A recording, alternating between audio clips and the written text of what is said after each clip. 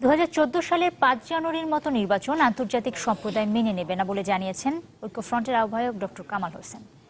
নিরপেক্ষ সরকারের দাবিতে আন্দোলন চালিয়ে যাওয়ার ঘোষণাও দেন তিনি। যে কোনো পরিস্থিতিতে নির্বাচনে অংশ নেওয়ার ব্যাপারে আশাবাদ জানান তিনি।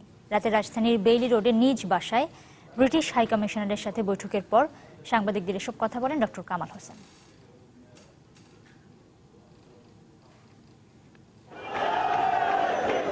পুরো দেশ এখন নির্বাচনমুখী। ঐক্যফ্রন্ট গঠনের মাধ্যমে বহুদিন পর আলোচনায় ডক্টর কামাল হোসেন।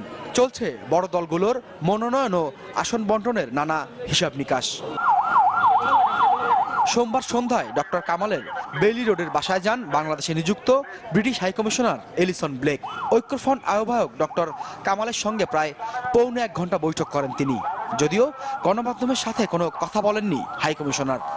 তারা আসেন জাস্ট ওভারঅল দেশের অবস্থা জানা, আর বিশেষ করে এখন তো ইলেকশন সামনে আছে, তো ইলেকশনের আগে তো তারা আসেনি যে কি ধরনের ইলেকশন হতে যাচ্ছে।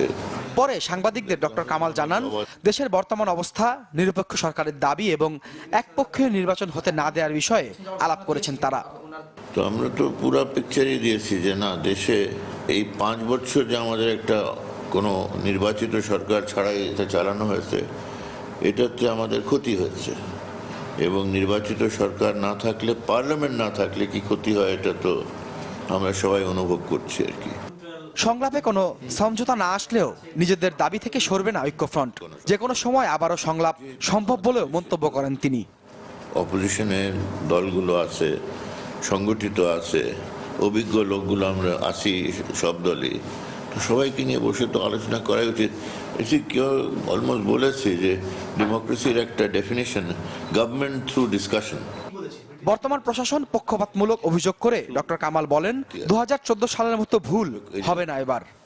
পুলিশ প্রশাসন এগুলোর মধ্যে তো সেই ধরনের নিরপেক্ষতা দেখা যায় না। ইলেকশন কোনোভাবে বয়কট করা যাবে না। বাজে ইলেকশন হলেও আমরা করব, কেন বয়কট করা তো একদম ফ্রি করে দেয়। আমি তো ভয় করি যে বয়কট টয়কট বলে তারা সেই অবস্থা ক্রিয়েট করে বয়কট করায় নেবে আর কি, তাদের জন্য সবচেয়ে সুবিধা। এদিকে মঙ্গলবার সাবেক 10 সামরিক কর্মকর্তা গণফোরামে যোগ দিয়েছেন। বিকেলে রাজধানীর মতিঝিলে ডক্টর কামালের চেম্বারে আনুষ্ঠানিকভাবে দলে যোগ দেন তারা। গণতন্ত্রের স্বার্থে সাবেক এই সামরিক কর্মকর্তারা গণফোরামে যোগ দিয়েছেন বলে জানান সিনিয়র নেতারা। কোনো দেশের নাই। রাশেদ নিজাম, চ্যানেল 24, ঢাকা।